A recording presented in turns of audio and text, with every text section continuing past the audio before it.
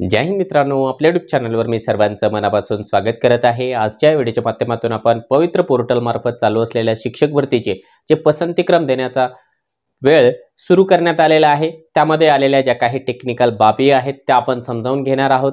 महत्त्वाची गोष्ट समजावून घेणार आहोत, प्रेफरन्सेस कोणी द्यायचे आहे कोणी द्यायचे नाहीये, कुणाला प्रेफरन्स देताना येणाऱ्या ज्या काही अडचणी आहेत त्याचं सोल्युशन नेमकं काय करायचं आहे, प्रेफरन्सेस जर चुकले असतील तर त्याने नेमकं काय करायचं आहे आणि आता इथून पुढची जी प्रोसेस आहे पवित्र पोर्टलची ती कशा प्रकारे असणार आहे। म्हणजे एकंदरीत जे आहे सध्या चालू असलेल्या शिक्षक भरतीच्या संदर्भामध्ये बरीचशी ऑथेंटिक माहिती आपण जी आहे आजच्या या व्हिडिओच्या माध्यमातून जाणून घेणार आहोत। परंतु तत्पूर्वी आपण जर चॅनलला नवीन असाल तर आमचं चॅनल सबस्क्राइब करा, साईडचा जे बेल आयकॉन आहे त्याला देखील प्रेस करा, जेणेकरून शिक्षक भरतीच्या संदर्भामधल्या कोणत्याही माहितीची अपडेट आपल्याकडून मिस होणार नाही। मित्रांनो, जसं की आपल्या सर्वांना माहिती आहे पवित्र पोर्टलवरती 196 संस्थांचे पसंतीक्रम देण्याची वेळ आता आलेली आहे आणि सध्या तो जो आहे पोर्टलला जाऊन आपण त्या पद्धतीने प्रोसेस करत देखील असाल। आता बऱ्याच जणांना प्रश्न आहे की सर नेमकं पसंतीक्रम द्यायचं कोणी, कारण जे उमेदवार नव्याने ॲड होत आहेत, नव्याने जे आहे शिक्षक भरतीच्या तयारीमध्ये लागलेले आहेत, त्यांनाही हा एक फार मोठा कन्फ्युजिंग अशा प्रकारचा प्रश्न आहे। मित्रांनो, सर्वात पहिल्यांदा तर पसंतीक्रम कोणी द्यायचा आहे तर हे कुणासाठी आहे, तर 2017ला ज्या उमेदवारांनी अभियोग्यता आणि बुद्धिमत्ता चाचणी दिलेली आहे आणि दिल्यानंतर पवित्र पोर्टलला रजिस्ट्रेशन केलेलं आहे त्या उमेदवारांनी सध्या जे आहे पसंतीक्रम द्यायचा आहे। आता त्यामध्ये हे सरसकट उमेदवारांनी द्यायचं आहे का, तर तसं नाहीये। आता काय झालेलं आहे, पवित्र पोर्टलचा जो काही डेटा होता तो mahateachersrecruitment.org या वेबसाईटला शिफ्ट झालेला आहे आणि ती जी वेबसाईट आहे ती अतिशय उत्तम आहे, चांगल्या प्रकारे काम करते आहे। त्यांचं एक महत्त्वाचं वाखाणण्याजोगं काम हे आहे की त्यांनी जेवढ्या उमेदवारांनी पवित्र पोर्टलची परीक्षा दिली होती, अभियोग्यता परीक्षा दिली होती, त्या सर्वांना जे आहे टेक्स्ट मेसेजेस या ठिकाणी पाठवायला सुरुवात केलेली आहे, जेणेकरून त्या विद्यार्थ्यांना अलर्ट मिळून जावं की आपल्याला जे आहे प्रेफरन्सेस द्यायचे आहे। आता ज्यांना टेक्स्ट मेसेज आला त्या सर्वांनी प्रेफरन्सेस भरायचे का, तर त्याचंही उत्तर आहे नाही, सर्वांनी नाही। तर मित्रांनो लक्षात घ्या, आता सध्या जे आहे पसंतीक्रम देण्याचा प्रोग्राम अरेंज करण्यात आलेला आहे 6व्या वर्गापासून 12वी वर्गासाठी जे कोणी कॅन्डिडेट एलिजिबल आहे फक्त आणि फक्त त्याच उमेदवारांनी या ठिकाणी पसंतीक्रम द्यायचा आहे।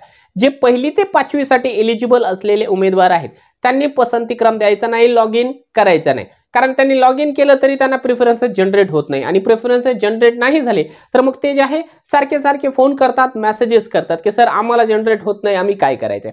पहिली गोष्ट लक्षात घ्या की 1ली ते 5वीला जेवढे उमेदवार एलिजिबल आहेत म्हणजे यांचं डीएड आहे आणि टीईटी पेपर 1 आहे त्या उमेदवारांनी अजिबात लॉग इन करायचं नाहीये।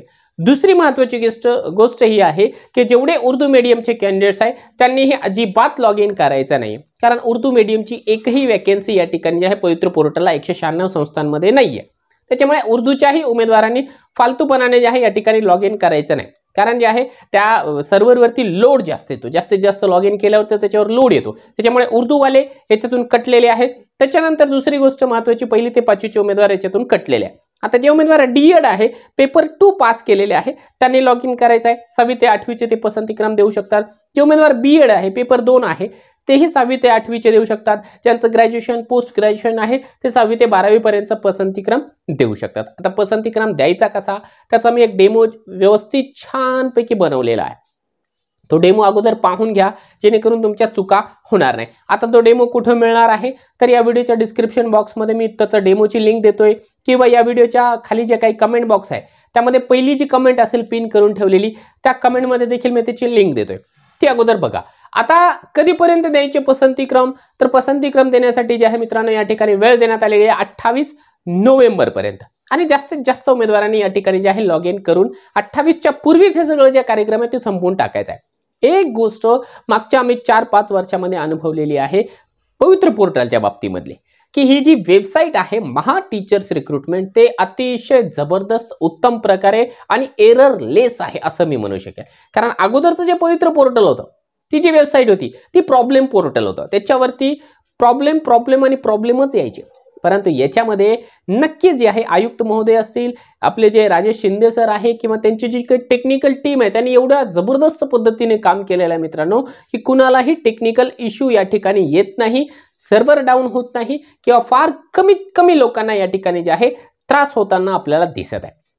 त्याबद्दल मी नक्की माझ्या वतीने जे आहे या ठिकाणी राजेश शिंदे सर असतील किंवा त्यांची जी काही टेक्निकल टीम आहे त्यांचे आभार व्यक्त करेल सर्वच्या सर्व अभियोग्यता धारकांच्या वतीने. कारण आहे या ठिकाणी कमी एरर्स आल्यामुळे विद्यार्थ्यांनाही कमी या ठिकाणी जे आहे त्रास होतो आहे आणि लवकर प्रेफरन्सेस जनरेट देखील होताना आपल्याला दिसत आहे.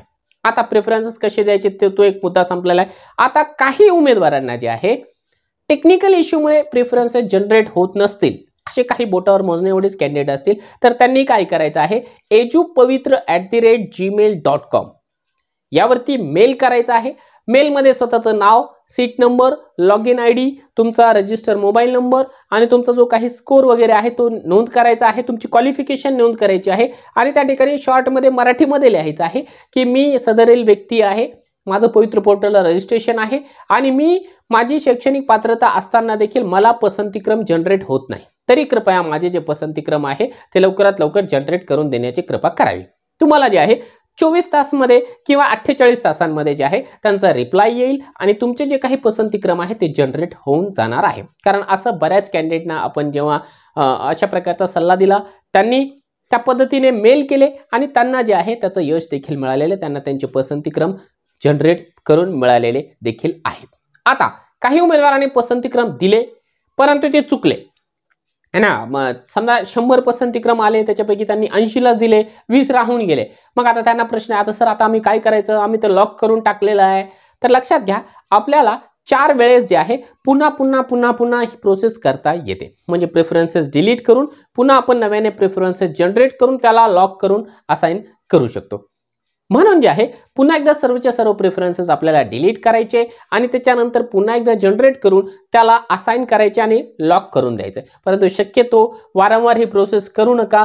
ही वेबसाईट चांगली चालली आहे त्याचा गैरफायदा घेऊ नका असं माझं स्पष्ट मत आहे. कारण अजूनही बरेचसे उमेदवार जे आहेत जनरेट करून असाइन करायचे बाकी आहे, त्यांनाही संधी द्या. म्हणून जे काही आपण करता आहात त्या ठिकाणी जनरेट करून असाइन करता आहात ते व्यवस्थितपणाने एकदाच करा आणि यदा कदाचित चूक झालीच असेल तर पुन्हा एकदा डिलीट करा आणि नव्याने तुम्ही जे आहे जनरेट करू शकता. आता काही जणांचा गोड गैरसमज असा आहे की मला जर का 100-150 संस्था आल्या म्हणजे मला त्या ठिकाणी आता मुलाखतीचा चान्स पक्काच आहे की काय. तर असं नाही, हा भ्रम आहे, असं होणार नाही. ठीक आहे, तुम्हाला मुलाखतीला त्या ठिकाणी जायला मिळेल किंवा नाही हे सर्वस्वी केवळ आणि केवळ तुमच्या टेटच्या स्कोरवर डिपेंड करतं. आता कुणाला 150 पसंतीक्रम आले असेल, त्याने 150च्या 150 पठ्यांना असाइन केले असेल परंतु त्याचा स्कोर कमी असेल तर जरुरी नाही की त्याला एकाही संस्थेचं जे आहे इंटरव्ह्यूचा कॉल यावा.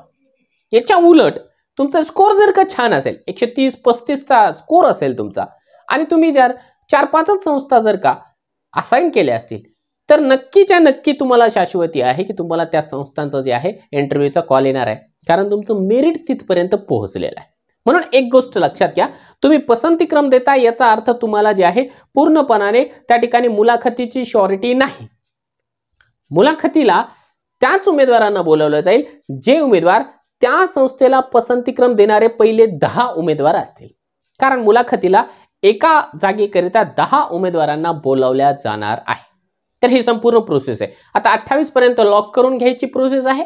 28च्या नंतर किमान 8-15 दिवसांमध्ये आपल्याला पवित्र पोर्टलला मुलाखतीची यादी पाहायला मिळेल आणि त्यानंतर जवळपास 1 महिनाभर जे आहे मुलाखतीची प्रोसेस आपल्याला पाहायला मिळू शकते. मित्रांनो, त्याच्यामुळे जे आहे आपण जर का पसंतीक्रम जनरेट करत असाल तर सर्व गोष्टींचा विचार करा. अगोदर एडेड शाळाला या ठिकाणी पसंतीक्रम द्या, त्याच्यानंतर अनएडेडला द्या आणि त्याच्यामध्येही जर का तुम्हाला ज्युनियर कॉलेजचे ऑप्शन्स येत असतील तर ज्युनियर कॉलेजला सर्वोच्च ठिकाणी ठेवा, माध्यमिकला त्याच्यानंतर ठेवा, त्याच्यानंतर अपर प्रायमरीला असा सिक्वेन्स ठेवा. म्हणजे जे काही पसंतीक्रम देताय तुम्ही तेव्हा उतरत्या क्रमाने देण्याची प्रयत्न करा जेणेकरून तुमचाही जास्तीत जास्त फायदा होईल. आणि कारण काय असतो की जसजसं आपण जे आहे वरच्या दिशेला जाऊ म्हणजे प्रायमरी, अपर प्रायमरी, माध्यमिक, उच्च माध्यमिक, तर तुमचा जो स्केल आहे, तुमची जी सॅलरी आहे ती वाढत जाते. तर मित्रांनो, मला जेवढे काही प्रश्न या ठिकाणी विचारले जात होते वारंवार तेवढ्या प्रश्नांची उत्तरं मी या व्हिडिओच्या माध्यमातून देण्याचा प्रयत्न केलेला आहे.